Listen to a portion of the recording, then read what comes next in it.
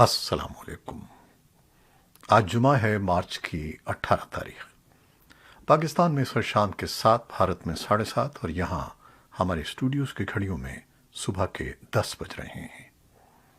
Voice of America Washington کی Urdu service سے میں ہوں خالد حمید، خبروں کے بلٹن کے ساتھ۔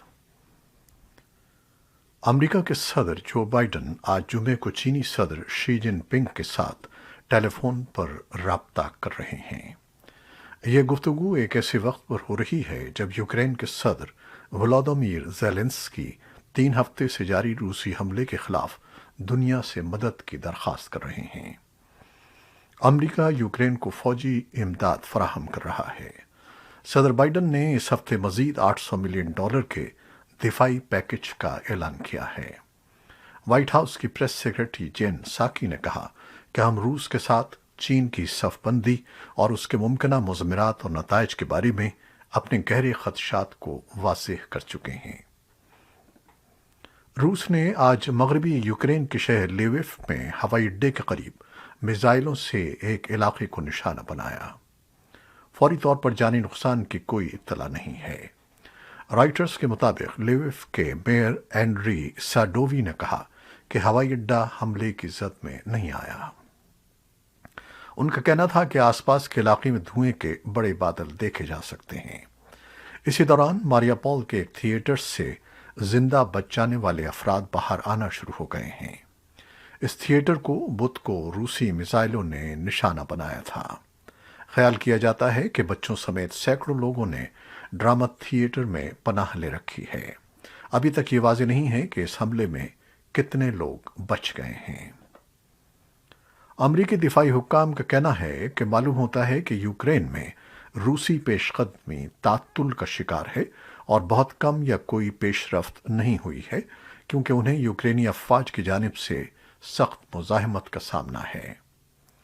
ایک سینئر امریکی دفاعی اہلکار نے نام ظاہر نہ کرنے کی شرط پر صحافیوں کو بتایا کہ روسی افواج 3 ہفتوں میں بنیادی طور پر ملک بھر میں ایک جامد حالت میں ہیں اور اپنی بقا کے لیے جدوجہد کر رہی ہیں۔ اہلکار نے کہا کہ روسی فوجی جو خاص طور پر کیف کی طرف بڑھنے کی کوشش کر رہے ہیں، گزشتہ 24 گھنٹوں کے دوران یوکرین کے دارالحکومت کے قریب پہنچنے میں ناکام رہے ہیں۔ اہلکار نے کہا کہ روسی کمانڈر آرٹلری یونٹس کو اگلے مورچوں پر منتقل کرنے اور مارٹر حملوں میں اضافہ کرنے کی کوشش کر رہے ہیں تاکہ اس شہر کو شکست دی جا سکے۔ تاہم معلوم ہوتا ہے کہ لڑائی روسی فوجیوں پر اثر انداز ہو رہی ہے۔ عالمی ادارے صحت کے سربراہ نے یوکرین میں جنگ کے بارے میں بات کرتے ہوئے اقوام متحدہ کی سلامتی کونسل کو بتایا کہ زندگی بچانے والی جس دوا کی ہمیں اب ضرورت ہے وہ امن ہے۔ WHO کے ڈائریکٹر جنرل گیبریسس نے یوکرین میں بگڑتی ہوئی انسانی صورتحال کے بارے میں کونسل کے ہنگامی اجلاس کو بتایا کہ طویل تنازع کسی کے مفاد میں نہیں ہے اور یہ صرف سب سے زیادہ کمزور ان افراد کے مصائب کو طول دے گا جو گزشتہ 3 ہفتوں سے روسی فضائی حملوں اور گولہ باری کی زد میں ہیں۔ ٹیڈروس نے بتایا کہ WHO نے صحت کے مراکز پر 43 حملوں کی تصدیق کی ہے، جن میں 1 درجن افراد ہلاک اور 34 زخمی ہوئے ہیں۔ ہسپتالوں پر حملے جنگی جرائم قرار دیے جا سکتے ہیں۔ انہوں نے کہا کہ WHO کے پاس اقوام متحدہ کے دشوار گزار علاقوں میں داخل ہونے کے لیے ضروری سامان تیار ہے، لیکن ابھی تک متاثرہ افراد تک پہنچنے میں کامیابی نہیں ہو سکی ہے۔ اوٹوا نے جمعرات کو اعلان کیا کہ وہ ایک نیا امیگریشن پروگرام شروع کر رہا ہے جو روسی حملوں سے بچ نکلنے والے یوکرینی باشندوں کو 3 سال تک کینیڈین رہائشی اجازت نامہ فراہم کرے گا۔ کینیڈا میں یوکرینی باشندوں کی بڑی تعداد ہے، خاص طور پر ملک کے وسط اور مغرب میں وہ کافی تعداد میں ہیں۔ کینیڈا نے ایک بیان میں کہا ہے کہ یوکرینی اور ان کے کسی بھی قومیت کے قریبی خاندان کے افراد 3 سال تک عارضی رہائشی کے طور پر کینیڈا میں قیام کر سکتے ہیں۔ شمالی یوکرین کے شہر چرنیف میں روسی حملے میں ایک امریکی شخص ہلاک ہو گیا ہے، جہاں وہ اپنے ساتھی کا علاج کروا رہا تھا۔ ڈکس ایڈاہو کے جم ہل کی موت کی اطلاع جمعرات کے روز ان کی بہن نے دی۔ فیس بک پر ایک پوسٹ میں انہوں نے کہا کہ وہ کئی دوسروں لوگوں کے ساتھ روٹی کی قطار میں انتظار کر رہے تھے جب انہیں روسی فوجی سنائپرز نے گولی مار کر ہلاک کر دیا۔ ہل کم از کم ایک دوسرے امریکی شہری ہیں جو اس تنازع میں ہلاک ہوئے ہیں۔ ایسے افغان باشندوں کو جنہیں امریکہ میں مستقل رہائش کی قانونی حیثیت حاصل نہیں، بائیڈن انتظامیہ انہیں عارضی طور پر ملک بدری میں ریلیف اور ورک پرمٹ جاری کرے گی۔ اس سے ان لوگوں کی مدد ہوگی جو گزشتہ برس امریکی فوجی انخلا کے بعد افغانستان سے امریکہ پہنچے تھے۔ ہوم لینڈ سیکیورٹی نے بدھ کے روز بتایا کہ یہ عارضی محفوظ حیثیت ٹی پی ایس ان 72,500 افغانوں کو دستیاب ہوگی جو گزشتہ موسم گرما میں امریکی انخلا کا حصہ تھے اور ہیومینیٹیرین پیرول کی ایک عارضی حیثیت میں امریکہ میں داخل ہوئے تھے۔ یہ عارضی تحفظ ان 2,000 افغانوں کو بھی حاصل ہوگا جو طالب علم کے طور پر ملازمت اور سیاحتی ویزے پر امریکہ آئے تھے اور اگست میں طالبان کے اقتدار میں آنے کی وجہ سے واپس اپنے وطن نہیں لوٹ سکے تھے۔ محکمہ ہوم لینڈ سیکیورٹی نے کہا کہ ان لوگوں کو یہ حیثیت حاصل ہوگی جو 15 مارچ سے پہلے امریکہ میں مقیم تھے اور اس کی مدت 18 ماہ ہوگی، جس کی تجدید کی جا سکے گی۔ ڈیموکریٹ امریکی صدر جو بائیڈن نے ٹی پی ایس کے تحت اہل تارکین وطن کی تعداد میں خاصے بڑے اضافے کی اجازت دی ہے۔ اور اب پاکستان اور جنوبی ایشیا سے ملنے والی کچھ خبریں۔ پاکستان میں منحرف اراکین حکومت کے لیے ایک بڑا خطرہ بن گئے ہیں۔ حکومت نے اس خطرے سے نمٹنے کے لیے اور ان ارکان کا مستقبل طے کرنے کے لیے فیصلہ کیا ہے کہ آرٹیکل 63A کی تشریح کے لیے سپریم کورٹ سے رجوع کیا جائے۔ حکومت نے اعلان کیا ہے کہ آرٹیکل 186 کے تحت سپریم کورٹ میں ریفرنس فائل کیا جائے گا۔ حکومت کا کہنا ہے کہ سپریم کورٹ سے رائے مانگی جائے گی کہ جب ایک پارٹی کے ممبران واضح طور پر ہارس ٹریڈنگ میں ملوث ہوں اور پیسوں کے بدلے وفاداریاں تبدیل کریں تو ان کے ووٹ کی قانونی حیثیت کیا ہے۔ وزیر اطلاعات و نشریات فواد چودھری کا کہنا ہے کہ ہم عدالت سے رہنمائی چاہتے ہیں کہ کیا ایسے ممبران جو اپنی وفاداریاں معاشی مفادات کے تحت تبدیل کریں ان کی اہلیت زندگی بھر کے لیے ہوگی، ان کی نااہلیت زندگی بھر کے لیے ہوگی یا انہیں دوبارہ انتخاب لڑنے کی اجازت ہوگی۔ اس بارے میں سپریم کورٹ سے درخواست کی جائے گی کہ اس ریفرنس کو روزانہ کی بنیاد پر سن کر فیصلہ سنایا جائے۔ سندھ میں اپوزیشن کے پاس اس وقت 20 سے زائد حکومتی ارکان اسمبلی موجود ہیں جو وزیر اعظم عمران خان کے خلاف تحریک عدم اعتماد میں ووٹ ڈالنا چاہتے ہیں۔ یہ ارکان سندھ ہاؤس میں مقیم ہیں۔ ایک جانب جہاں وزیر اعظم کے خلاف تحریک عدم اعتماد پیش کیے جانے کے بعد پاکستان کے سیاسی افق پر ہلچل مچی ہوئی ہے، وہیں دوسری جانب ملک کے خراب معاشی حالات پر تاجر برادری، سرمایہ کار عمومی طور پر پریشان دکھائی دے رہے ہیں۔ ان کا کہنا ہے کہ صورتحال میں ایسا لگتا ہے کہ نئی حکومت یا موجودہ حکومت ہی اگر اقتدار میں رہتی ہے تو دونوں صورتوں میں ایک اور بیل آؤٹ پیکج کے لیے IMF سے رجوع کرنا پڑ سکتا ہے۔ پاکستان کے صوبہ خیبر پختونخوا کے مختلف علاقوں میں خواجہ سراؤں کے خلاف تشدد کے واقعات میں اضافہ دیکھنے میں آ رہا ہے۔ رواں ہفتے مردان اور مانسیرہ کے اضلاع میں فائرنگ کے واقعات میں ایک خواجہ سرا ہلاک اور 5 زخمی ہوئے ہیں۔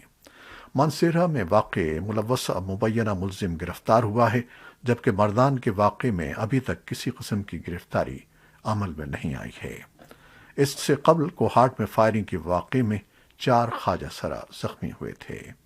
خواجہ سراؤں کے حقوق کے تحفظ کے لیے سرگرم قمر نسیم کا کہنا ہے کہ تشدد کے واقعات کی اصل وجوہات ریاستی اداروں کے مروجہ قوانین پر عمل درآمد نہ کرنا ہے، جبکہ خواجہ سراؤں کے تنظیم کے صوبائی صدر فرزانہ خان نے کہا ہے کہ حکومت اور حکومتی عہدیدار دعوے اور وعدے تو کرتے رہتے ہیں مگر عملی طور پر خواجہ سراؤں کے تحفظ کے لیے کسی قسم کے عملی اقدامات نہیں کرتے۔ خیبر پختونخوا حکومت کے عہدیداروں کا کہنا ہے کہ خواجہ سراؤں کے تحفظ اور فلاح و بہبود کے لیے کافی اقدامات اٹھائے گئے ہیں اور 20 کروڑ روپے مختص کرنے کے علاوہ سرکاری اداروں میں ملازمت کے لیے خصوصی کوٹا بھی مقرر کیا گیا ہے۔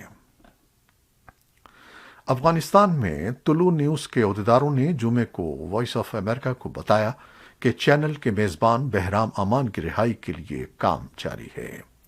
حکام نے بتایا کہ طالبان شام 6 بجے کے نیوز بلیٹن کے فوراً بعد طلوع نیوز کے کمپاؤنڈ میں داخل ہوئے اور نیوز ڈائریکٹر خپلا و صافی، بہرام امان اور ایک قانونی مشیر کو ساتھ لے گئے۔ بعد ازاں کل رات طالبان انٹیلیجنس ڈائریکٹریٹ نے صافی اور قانونی مشیر کو رہا کر دیا ہے، تاہم بہرام امان طالبان کی انٹیلیجنس ایجنسی کی تحویل میں ہیں۔ اقوام متحدہ کے سیکرٹری جنرل انٹونیو گتریس نے افغانستان میں آئندہ ہفتے لڑکیوں کے اسکول کھولنے کا خیر مقدم کیا ہے۔ انہوں نے ٹویٹ کیا کہ وہ طالبان کی جانب سے 22 مارچ کو لڑکیوں اور لڑکوں کے لیے اسکول دوبارہ کھولنے کے اعلان کردہ منصوبے کا خیر مقدم کرتے ہیں، جس پر اب عمل درآمد ہونا چاہیے۔ لڑکیوں اور لڑکوں کے لیے تعلیم حاصل کرنے اور اپنی پوری صلاحیت تک پہنچنے کے لیے تمام دروازے کھلے ہونے چاہیے۔ افغانستان کے سفارت خانے کے چارج ڈی افیئرز میک میری نے اقوام متحدہ کی سلامتی کونسل کی جانب سے افغانستان کے لیے اقوام متحدہ کے امدادی مشن یونیما کے لیے نئے مینڈیٹ کو اپنانے کا خیر مقدم کیا ہے۔ سلامتی کونسل نے کل ایک اہم قدم اٹھایا تاکہ افغانستان میں اقوام متحدہ کے جاری کام کی اہمیت کو اجاگر کیا جا سکے۔ اس سے پہلے اقوام متحدہ میں امریکی مشن نے بھی یونیما کے نئے مینڈیٹ کا خیر مقدم کیا ہے اور کہا ہے کہ یہ افغانستان کے عوام اور ان کی حمایت میں اقوام متحدہ کے کام کے لیے بین الاقوامی برادری کی مستقل وابستگی کو ظاہر کرتا ہے۔ سلامتی کونسل نے یونیما مشن میں مزید 1 سال کی توسیع کر دی۔ انسانی ہمدردی کی بنیاد پر امداد کی فراہمی، انسانی حقوق کا فروغ اور صنفی مساوات کو آنے والے سال میں ترجیحی کاموں کے طور پر شناخت کیا گیا ہے۔ یوکرین میں جنگ جاری ہے اور دوسری جانب سفارتکار سن 2015 کے ایران جوہری معاہدے کو بچانے کی کوشش کر رہے ہیں اور بات چیت کے ذریعے پیش رفت کر رہے ہیں۔ معلوم ہوتا ہے کہ اب وہ معاہدہ طے کرنے کے قریب ہیں، جس کے نتیجے میں امریکہ معاہدے میں واپس آ جائے گا اور ایران کو اس کے جوہری پروگرام کی حدود کی پاسداری کا پابند کرے گا۔ ویانا میں 11 ماہ تک جاری رہنے والی بات چیت کے بعد امریکی اور ایرانی حکام کا کہنا ہے کہ اب بہت کم مسائل حل طلب ہیں۔ اسی دوران ایسا لگتا ہے کہ روس نے یوکرین سے متعلق پابندیوں کے تناظر میں رکاوٹ ڈالی ہے، جس سے معاہدے کی بحالی کے امکانات کم ہوئے ہیں۔ ایرانی نژاد برطانوی شہری نازنین زغاری ریڈ کلف اور انوش اشوری ایران میں برسوں کی قید سے رہائی کے بعد جمعرات کی صبح برطانیہ پہنچ گئے ہیں۔ زغاری ریڈ کلف کو سن 2016 میں تہران کے بین الاقوامی ہوائی اڈے سے اس وقت حراست میں لیا گیا تھا جب وہ اپنی 1 سال کی بیٹی کے ہمراہ ایران میں اپنے رشتہ داروں سے ملاقاتوں کے بعد برطانیہ واپس جا رہی تھیں۔ ایک ایرانی عدالت نے اسی سال ستمبر میں فلاحی کام کرنے والی اس کارکن کو 5 سال قید کی سزا سنائی تھی، مگر اس قانون کی کوئی تفصیل نہیں بتائی گئی تھی جس کے تحت سزا دی گئی۔ ان پر ایرانی حکومت کا تختہ الٹنے کی سازش کا الزام تھا۔ ایران میں پیدا ہونے والے عاشوری کو اگست سن 2017 میں تہران میں گرفتار کیا گیا تھا جب وہ اپنی والدہ سے ملنے گئے تھے۔ وہ لندن سے روانہ ہوئے تھے جہاں وہ اپنی بیوی اور بیٹی کے ساتھ کئی دہائیوں سے مقیم تھے۔ بعد ازاں ایرانی حکام نے انہیں اسرائیل کے لیے جاسوسی کا مرتکب ٹھہرایا اور دارالحکومت کی ایون جیل میں 10 سال قید کی سزا سنائی گئی۔ صدر جو بائیڈن کے کووڈ کوارڈینیٹر جیف سینٹیس اور ان کے نائب نٹالی کوئلن آئندہ ماہ انتظامیہ چھوڑ رہے ہیں۔ وائٹ ہاؤس نے جمعرات کو اعلان کیا کہ ان کی جگہ brown university of school of public health کے ڈین آشیش جھا کو تعینات کیا جائے گا۔ بائیڈن نے ایک بیان میں کورونا وائرس وبا کے خلاف حیرت انگیز اور نتیجہ خیز پیش رفت پر زینٹس اور ان کی ٹیم کی تعریف کی۔ انہوں نے ویکسینیشن کی بلند شرح، گھروں میں کووڈ ٹیسٹوں کی تقسیم اور اسکولوں کے دوبارہ کھلنے کا حوالہ دیا۔ بائیڈن نے توجہ دلائی کہ امریکہ کووڈ کا مقابلہ کرنے اور دوسرے ممالک کو ہر دوسری قوم کے مقابلے میں زیادہ مفت ویکسین فراہم کرتے ہوئے عالمی کوششوں کی قیادت کرتا ہے۔ امریکہ میں سینٹ پیٹرکس ڈے کی تقریبات 2 سال کے وقفے کے بعد معمول پر آ گئی ہیں۔ اس سلسلے میں جمعرات کو نیو یارک سٹی کے پریڈ بھی شامل ہے، جو ملک کی سب سے بڑی اور پرانی روایت ہے۔ معمولات کا بحال ہونا بڑھتی ہوئی امید کی علامت ہے کہ کورونا وائرس کے بدترین دور کا خاتمہ ہو سکتا ہے۔ سن 2020 میں یہ پریڈ امریکہ میں وائرس کے متاثر ہونے کے بعد منسوخ ہونے والے پہلے بڑے واقعات میں شامل تھی۔ نیو یارک کی پریڈ اس سال ایک ایسے موقع پر شروع ہوئی ہے جب شہر کو دوبارہ کھولا جا رہا ہے۔ دنیا کی سب سے مہنگی خلائی دوربین کی بھیجی ہوئی پہلی تجرباتی تصاویر کی عمدگی اور جزیات کی تفصیلات نے سائنسدانوں کو ششدر کر دیا ہے۔ یہ تصاویر 10 لاکھ میل یعنی 16 لاکھ کلومیٹر کی دوری سے بھیجی گئی ہیں، جن میں ایک بہت دور کی کہکشاں کا ایک روشن ستارہ سورج کی طرح چمکتا ہوا دکھائی دے رہا ہے۔ ناسا نے یہ دوربین دسمبر کے آخر میں ایک راکٹ کے ذریعے خلا میں روانہ کی تھی، جسے 10 لاکھ میل کی دوری پر ایک ایسے مقام پر نصب کیا جانا تھا جہاں سے ان کہکشاؤں کے بارے میں تصویراتی معلومات حاصل کی جا سکتی ہیں جن کے متعلق زمین سے جاننا ممکن نہیں ہے۔ اس تحقیق کا مقصد کائنات کی تخلیق کے راز سے پردہ اٹھانا ہے اور یہ جاننا ہے کہ کائنات کب اور کیسے وجود میں آئی، وہ کتنی وسیع ہے اور اس کی انتہا کیا ہے۔ یہ تھا آج کا نیوز بلیٹن۔ اگر وائس آف امریکہ کی ویب سائٹ urdu.voa.com تک آپ کی رسائی میں کوئی مشکل ہو تو اس بلیٹن کے ڈسکرپشن میں دیے گئے لنک کے ذریعے ویب سائٹ وزٹ کیجیے۔ منفرد رپورٹس اور دلچسپ تبصروں کے لیے دیکھتے رہیے وائس آف امریکہ کا ٹی وی پروگرام ویو 360۔ یہ پیر تا جمعہ شام 7:30 بجے آج نیوز پر پیش کیا جاتا ہے۔ آپ ہمارے بلیٹن کو شیئر کرتے ہیں، ہم اس کے لیے آپ کے بےحد مشکور ہیں۔ آپ اپنی دعاؤں میں اور اپنی محبتوں میں اپنے کمنٹس میں اظہار کرتے ہیں، یہ سلسلہ جاری رکھیے گا۔ خالد حمید کو اب اجازت دیجیے گا۔ اللہ حافظ۔